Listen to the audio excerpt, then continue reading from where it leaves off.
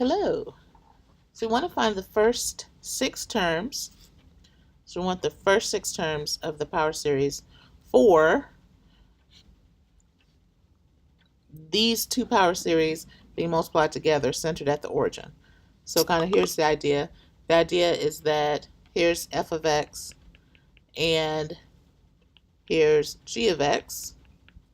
Okay, and when we multiply f and g together, we get a brand new power series, and we want the first six terms of that brand new power series. So like f of x, g of x is going to equal some brand new power series, a sub n, x to the n, and we want to know what are the first six terms. So a naught plus a1x plus a2x squared plus da da da all the way up to a6 x to the sixth. And our focus is going to be on the first six. Okay. All right, so here's how we start. The first thing we do is we figure out the first few terms of this x to the n. So this is plus x to the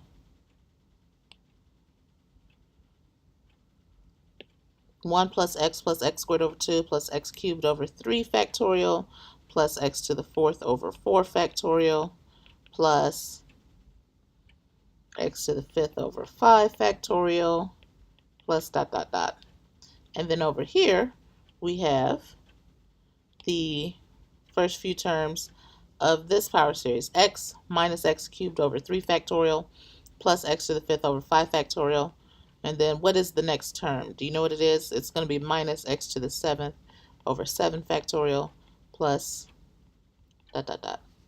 Now how do we get this? So to get this term, we just plugged in n equals 0, right? And so then we have, okay, negative 1 to the 0 over 1 factorial x to the 1, right? And now plus, now what about n equals 1? For n equals 1, we'll have negative 1 to the 1 over 3 factorial and then x cubed.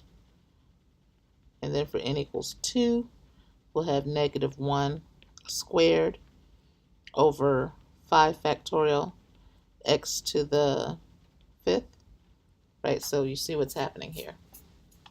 Okay, so now that we've got those written out, the next step is for us to actually multiply them together. Now let me show you how to do that. So I've got 1 plus x squared over 2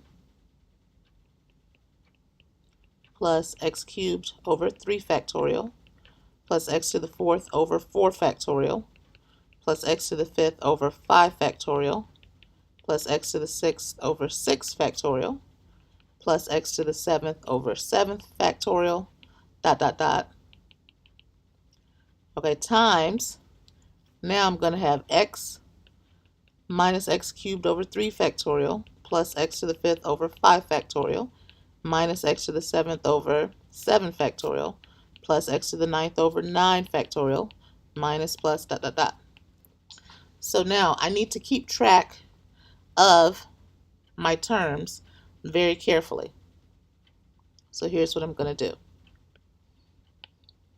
I'm going to take 1 and I'm going to multiply it by x and then by this and by this and by this and by this, right?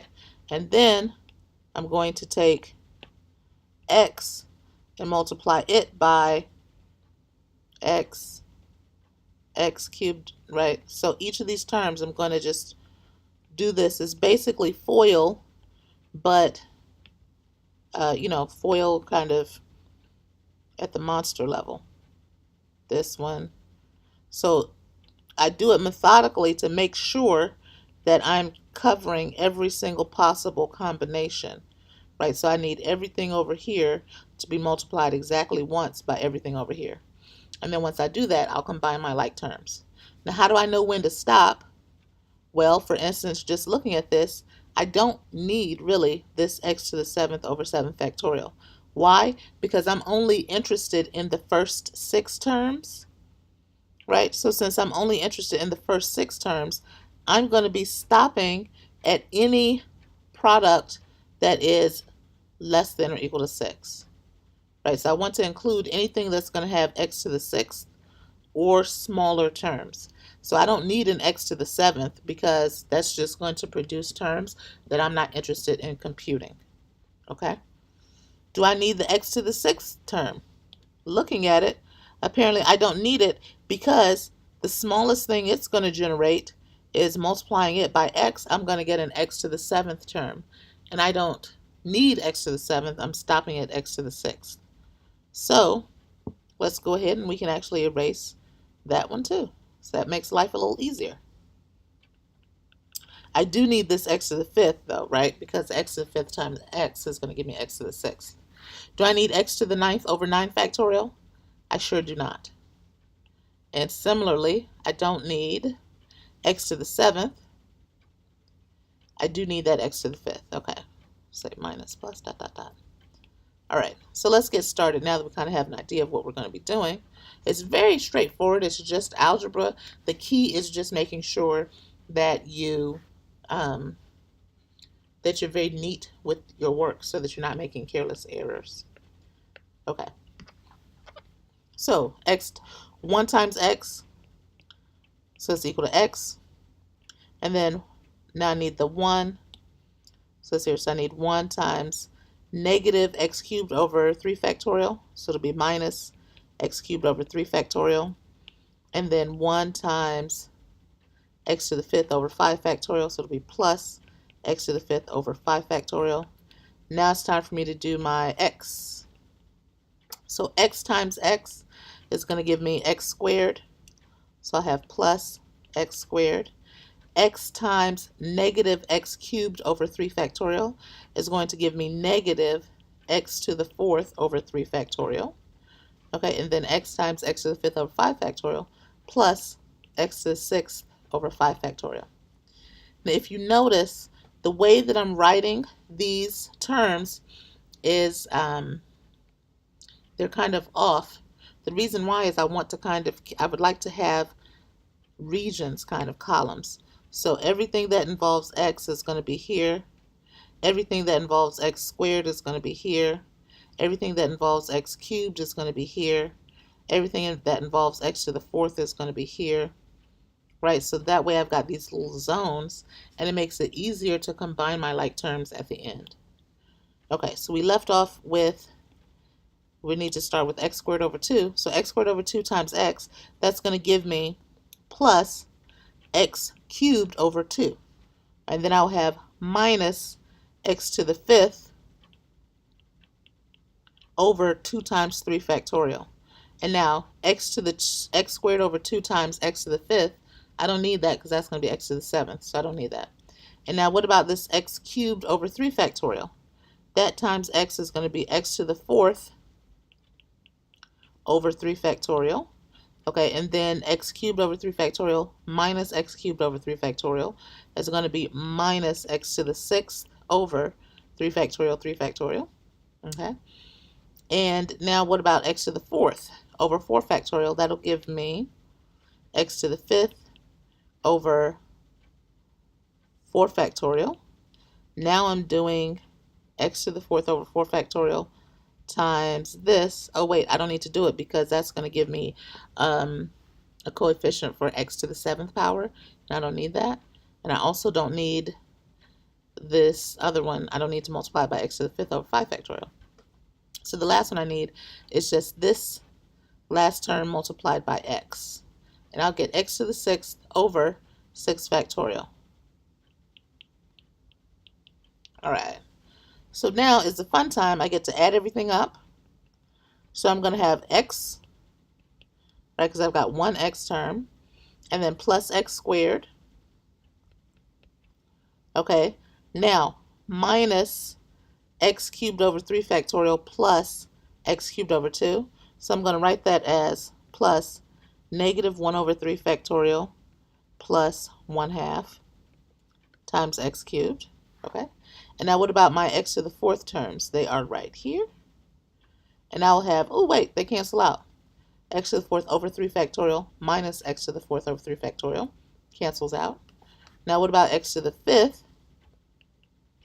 I will have x to the fifth over 5 factorial plus over 4 factorial minus 1 over 2 times 3 factorial.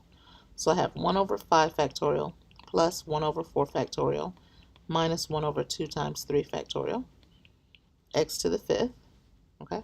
And then for my x to the sixth, I will have 5 factorial, 6 factorial minus, so 1 over 5 factorial plus 1 over 6 factorial minus 1 over 3 factorial, 3 factorial, x to the sixth. All right, so I am done. This is perfect. Please do not simplify your coefficients for problems like this, because this is, this is good enough. So you just say plus dot dot dot. And it also makes it easier to grade, and it makes it easier for you to check to see if you've made mistakes if you leave it in this form right here. Okay? And so we are actually not even going to worry about finding the radius of convergence, origins. Literally, that this is, okay?